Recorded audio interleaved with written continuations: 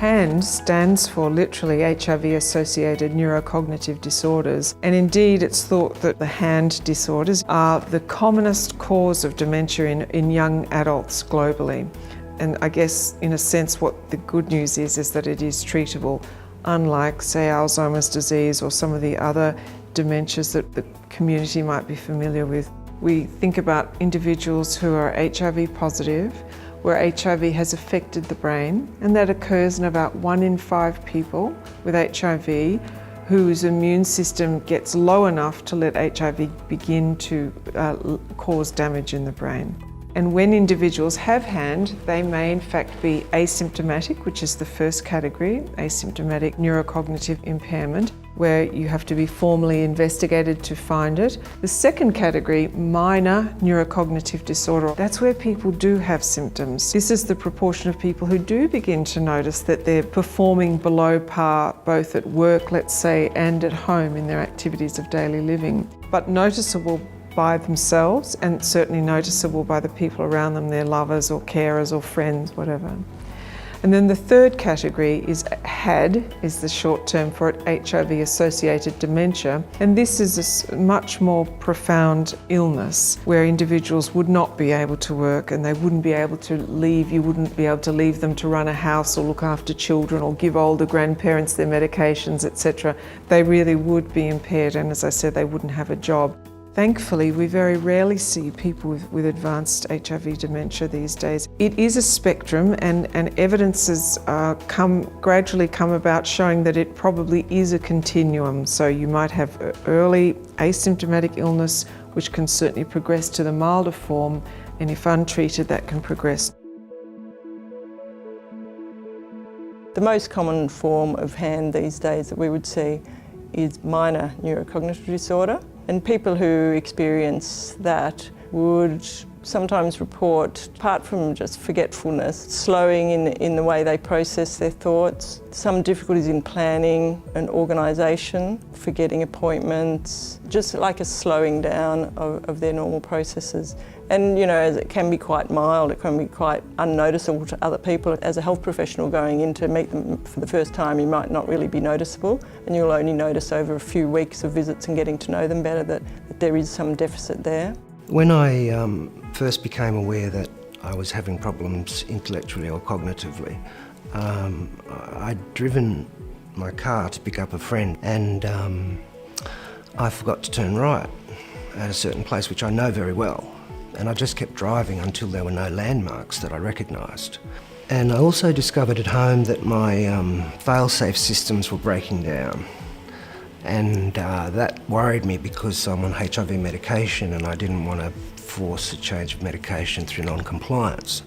Individuals with more advanced HAND might notice things like they're clumsy, or they drop things, or they have some difficulty with fine movements such as signing a signature or doing up their buttons.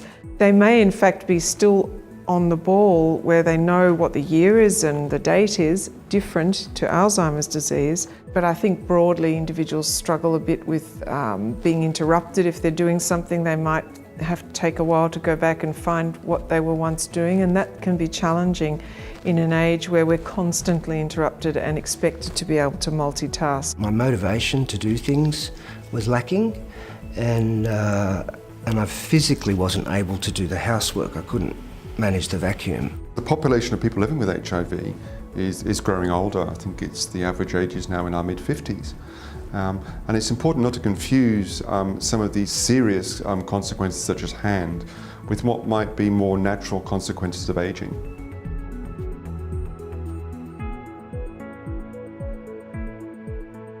So HAND is diagnosed in an approach that's almost one of the toughest diagnostic approaches in medicine, where you exclude every other possible cause of the illness, and then you say, well, this very much must be HIV dementia. There's no single blood test or biomarker or single X-ray scan of the brain, for example. You have to build together a whole picture of different aspects of the individual's health before you can make the diagnosis.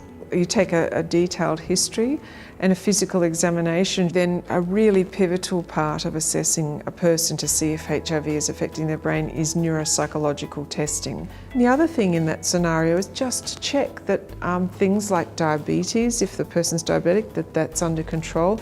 Make sure the person doesn't have high blood pressure or a major social, emotional mood disorder, or that they're drinking a lot, because some of those factors may have some impact on their cognitive health. And then typically, ideally, one does a scan of the brain as well, just to exclude any other causes. Finally, depending on the circumstance, you may also draw some fluid through the spinal cord area known as a lumbar puncture. So you finally, after quite considerable workup, you would bring the patient back and evaluate all the findings and say, look, this really does look compatible with HIV having affected the brain. Or in fact, you might say, look, it really looks like you're pretty depressed and you've got some anxiety, and we're going to refer you to the psychiatrist. And so you might go down another pathway with them. I do feel that a diagnosis is vindicating, because you know something's wrong.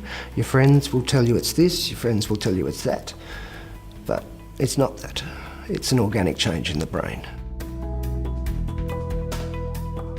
What we do know is one of the leading risk factors for developing HIV dementia is having a weakened immune system and lower CD4 T cells. Even as low as less than 350 CD4 cells can put you at greater risk for HIV dementia, and that risk gets even higher when your T cells are less than 200. But treatment seems to be the greatest prevention of dementia. The difference with hand is that it is treatable, and people with HIV-related cognitive impairment, their cognitive function can improve markedly once they're on treatment and they're adherent to treatment. If the person's never been put on HIV treatment or is currently not on any treatment, they might have stopped it. The best approach for treating HIV dementia is to treat the HIV and put them on the antiretroviral drugs.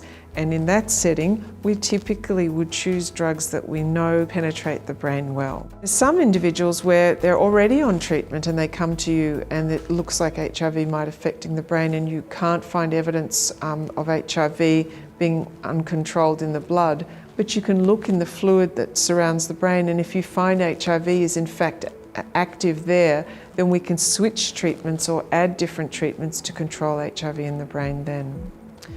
And finally, and perhaps the most challenging situation, is when the individual is taking their medications well and there's no HIV detectable in the blood or in the fluid around the brain.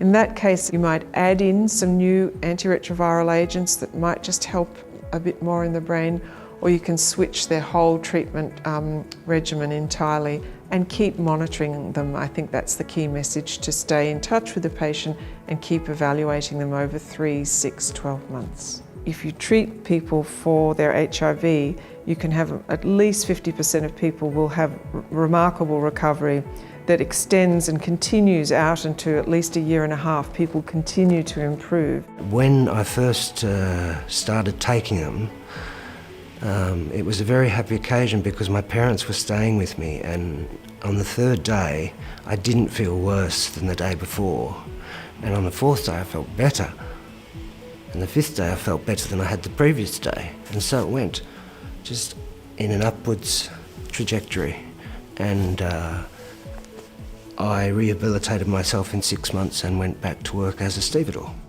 It's an important diagnosis to make. It's important for individuals to be aware of their cognitive problems, and indeed the HIV-affected communities both in Australia and internationally, this is one of their greatest fears, in fact, developing dementia.